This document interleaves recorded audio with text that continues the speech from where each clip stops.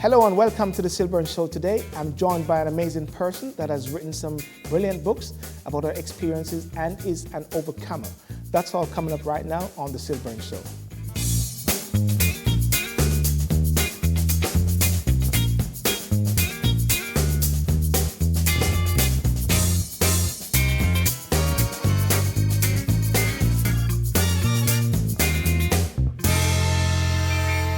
From the moment we're born and start this great adventure, we're always reaching for more. Friends, love, independence. But no matter where life takes us, there's always comfort in the place we call home. This place is financial independence. And when you get there, you'll never want to leave. Victoria Mutual, the home of financial independence. Before we welcome our guests, our award-winning motivational speaker and transformational coach Ava Brown, something recently has been concerning me and as well many persons. I have a daughter who is 4 years old. I know that in time she and other little girls will be influenced by the images of other females other than friends and family. And very likely the images will come from social media and other images and other networks. Some images are concerning, not only because of their content or lack of in some cases, but they seem to promote an ideal body, or worse, that exhibiting your body in a particular manner serves a benefit. Am I right to be concerned? Or is it right for you to be concerned? Or do you and other parents accept this as being the signs of the times? Please join in the conversation online with our social media pages, which are on screen for you now. Joining us today, we have Ava Brown. In addition to life coaching, she's an author, a personal and business consultant, and also, listen to this, an actress. So we're going to the movies today. Ava, welcome to the show. Thank you for having me, SYLBOURNE. It's Fantastic. my pleasure. How did you enjoy today? I have had a great day. Coming here was quite a trip, but Because, it's lovely. because of course, when I say I was enjoyed today, it's not like the show is finished yet, because I know that before the start of the day, something must have happened with you, Ava. Yeah, I actually had a photo shoot, had an interview on my way here in the car, and then here I am with you. So An interview in the car? Yes. Oh, awesome. Well, listen, you label yourself as a transformational coach. Now, tell me, what exactly is a transformational coach? Well, SYLBOURNE, you know you have motivational coach. You've heard about inspirational coach. Yes. I didn't want to be somebody who just motivates you, because you get motivated for 3 days and then what? Yes. You get inspired in the moment and then what? I wanted people to be actionable.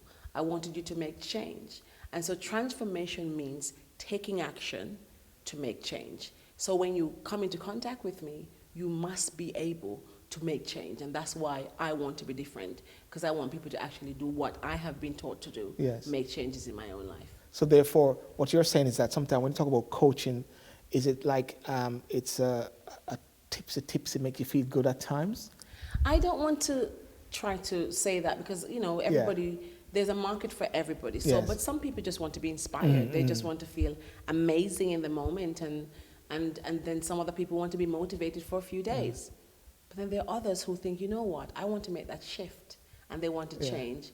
And so there are different coaches doing different things, and I want to be one of those who is involved in mindset shifting and action. Now, persons who have been watching this show, they've seen many various coaches which has come onto the show. And what I've been looking at is that there's a rise in demand for coaches. Is it a new thing, or is it just that I am now aware, or is it a rise in coaches? Is there great demand for coaches now? There is a huge demand, much Why is more that? than. I think that society has a lot of pressures, and you know, the more we become, I suppose, rich, or the more we have problems, we find that more people need that hand and accountability partner. And so coaches seem to be much more in demand because accountability is needed. People are more ambitious in a way, and they have desires and needs and wants, and that they want to achieve, and coaches seem to be the thing. I think America has actually helped to, I suppose, put up that galvanizing coaching in a way, and me personally, I've seen the benefit I've had from having my own coaches. So I think that's the rise there's a demand for it. It's interesting what you just said a while ago. You just said, my life has been changed or transformed by coaches. Plural? Yes. So you have more than one coach? I do. I have 4 coaches. Wow. I do. Wow. I have 4 coaches for different reasons. I've got one who I call my nurturing coach. So I go to her and I say, oh my God, I had a bad day today. And she's that person. Yes. Because I pour so much into people. Yes. I need somebody to pour back into me. Right. So I've got a coach who pours into me. I've got my money coach Yes. who talks about my money. Not give you the money? No, she teaches me how to make my money. Okay. And then I've got another coach who helped me to make my products. For example, I've got one coming out shortly called Awakening, Answering Your Life's Purpose. And then I've got another coach who's just my confidant. Okay. So I've got 4 different coaches. So therefore, it is very important for coaches to have coaches. Yes, every coach needs a coach or need coaches. I have come to find that one coach doesn't give me everything I need. So I need different, it's like a family, you know, daddy does this and mommy does that and cousin does that and nana does that. Yes. You need a pool of people. Now tell me, how did becoming an author then come about, and what books have you written? I've written Bamboo and Fern. These are my individual books, which is my memoir, which talks about my life journey from childhood, adolescence to young adult. Yes. I've also written The Musing and Thoughts of Ava Brown, which is started out as a blog, actually. Yes. It was a blog, and I turned it into a book because the first blog was about my mom, and I was missing my mother a lot. And that became a book. I've written other books with collaboratively, but those are my 2 main books that I have written. How did writing come about? I started writing because I didn't know who my father was. Okay. And I had questions, and nobody wanted to answer them. And I became bold, and I grew up in Jamaica at the time when you're seen and not heard. Yes. So I went and I asked my mom, who is my father? And the beating she gave me. She beat you because you asked her who's your father? Yeah, how dare you in those days question your mother about stuff like that. Yes. And the beating my mom gave me made me so shocked, but also it left me with more questions. So I started writing little notes and little pieces of paper here and there. Yeah. And it became a diary, and ultimately as experiences happened, it became a book. So let's talk about Bamboo and Fern, and which, according to the write-up, it has sold in over 45 countries. It's gone up now, but yes. It has gone up? Yes. I mean, 60 countries? No, it's not gone to 60. It was 52 as of last week, but yes. So does this explore your own inspiring backstory? Tell us more about the book, and why, in your estimation, is it captivating to readers? It's a good book, and I'm not just saying that because it's my book. Nothing is wrong to say what you have is the best. I'm a good salesperson, right? Yeah, it's the best, you know, the best thing since cook food. Ava Brown book, the best. It's an amazing book, by the way. It's an amazing book. Yes. I think the book has sold, one, because when it first came out and people started reading it, it is a captivating story. Yes. And I remember going to Ireland in 2014 when the Irish Parliament kind of invited me over, and I kind of went, and my book was launched in Ireland. Yeah. And I was actually shocked to find out that my book resonated with the Irish people. Yes. Because there was stuff in there that they could identify with back in the days of the famine and everything else. Yeah. But the book has issues that touch many people's lives in different ways. Because my book touches on poverty, education, incest, some of the taboo stuff, but it also touches on tenacity and drive and perseverance and courage. So therefore, what I can pick up then, it's a book about overcoming. Yes, it is. It's a book about transforming as well. It is, yes. And it's a book about pushing the boundaries. Yes, it is. Fantastic. Definitely. Well, now it's time to take a quick break, and coming up till we continue to talk with Ava further about being a life coach. See you soon. From the moment we're born and start this great adventure, we're always reaching for more.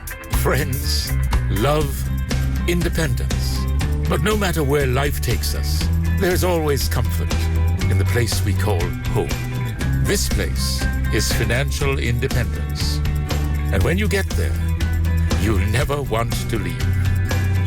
Victoria Mutual, the home of financial independence. I was born into extreme poverty, and I knew I didn't want that for myself. And so I embarked on a journey to change that. And thankfully, although the journey has been extremely difficult, I wouldn't lie to you, it has been fulfilling and rewarding. And so my story, my life changed because I made a decision to change my story. Welcome back, ladies and gentlemen, to the SYLBOURNE Show. Of course, I've got the awesome Ava Brown, inspirational, transformational coach. Now, Ava, listen, you have said that a major focus for you this year is youth empowerment and enterprise. Why now more than ever has it become a focal point for you, and what can we expect? Youth empowerment and enterprise, really, really huge for me, because I am of the opinion that if, when I was younger, I had people who were showing me not how to get a job. I mean, when you were a teenager? When I was a teenager. You say younger, so you're not far from... I'm 40 years old, come on, I'm a big girl. No, I thought you were 25, Ava, come on. Thank you. But I just think that when I was younger, somebody was teaching me how not to just look a job, to get educated, but not just to look a job, how to create my own job, how to believe in myself. I think those things would have propelled me faster into my greatness. And I really think that our youth are, in some regards, neglected, because a lot of people think, well, I mean, when I talk to some coaches, for example, and they're trying to map out their niche, it's not youth, because youth, they don't have any money. But I think there's a huge need for our young people to be steered, if you want to say it, funneled in a particular direction, so that they can be the best version of themselves. Can I come back then and talk about youths? So what are we saying, that the youths of yesterday, they were fed what? Meat, or they were fed milk? It depends on where you're from and where you grew up. I think they're fed a mixture of both. But I think right now, especially in Britain, I just find that there's so much resources available to our young people, and I think some of them are not used as well. And I think our youth have, some of them have a particular mindset that needs to be shifted. They need to understand how fortunate they are and make the best use of it. And why now? Why not now? No, because they are the future. They are the leaders. And if they are not aligned properly, then what kind of country and retirement are you and I going to have? So therefore, it is also very important that people do not wait for government to actually make things happen, or for youths, but parents have a responsibility to make things happen. And coaches now have a transformational purpose in challenging youths to what should I say, step out of the box. Step up. Because, I mean, we had a coach, not a coach, we had a guest some time ago, which was Alfred Ajan, the CV man, couldn't find a job, youth of course, went from university, so he just went to Waterloo Station and he stood up and had a placard saying, I need a job. And, so he went out of the box. So I think people have to do something different. Now, Ava, listen, as a motivational speaker, right, we've got a situation whereby, and as a life coach, there are many celebs and non-celebs who are so fascinated by their presence and how they look, and somewhat, what should I say, an overexposure. Why do you think that is so? I first of all, I'd say that some of it is really disgusting. I think you don't need to be naked to be recognized. I think I have a post on Facebook that says you don't have to compromise to be recognized. I believe that there is a market for it. Unfortunately, distasteful or not, or tasteful or not, there is a market for it. Because here's the thing, right? If there wasn't a market for it, then they would not be doing it. I think they do it because the marketplace is noisy. It is so noisy. And for some people to be seen, they have to go to extreme, out of the box. So they're going out of the box. Do I agree with it? Of course not. But the reality is there is an audience. And if there's an audience for something, then it's going to sell. I like what you said. The marketplace is noisy. And in a marketplace which is noisy, you can actually navigate yourself towards the right products, the right fruits at the same time. So while it is very noisy, that doesn't mean to say we've got to follow the noise. And that is where I believe, and what you're saying, that the mindset and the coaching mentality, is that what should make a difference then? It should help you make a difference, because some people need direction to be clearer in their path and to make right choices. I mean, I made some bad choices when I was growing up, and at the time I didn't know there were coaches in my life, but I had mentors like teachers and other adults in the community who steered me to a better path. So I think, yes, coaches are necessary in that regard, to help some people, not everybody, but to help some people to get on the right pathway. Okay, fantastic. Now tell us, what is next for you, Ava? Oh my God, what's not next for me? What projects are you currently working on? I'm doing a lot. I've got a huge project coming up. I cannot say much about it. Is it exclusive? It is exclusive. On the SYLBOURNE Show? Yeah, this is the first I'm talking about it publicly. Oh my God, yes. The Britain Watch, there's an amazing, amazing thing coming up in Britain that's going to be so explosive. I can't even breathe myself when I found out it was going to happen, and I'm involved in it. Yes. I am changing Bamboo and Fern somewhat to go to Hollywood. Okay. Yes, I am. You heard it first here. First on the SYLBOURNE Show, Ava Brown is going to Hollywood. I am going to Hollywood, from Mango to Hollywood, right? Okay. So it's The Mango Girl, which is my new book.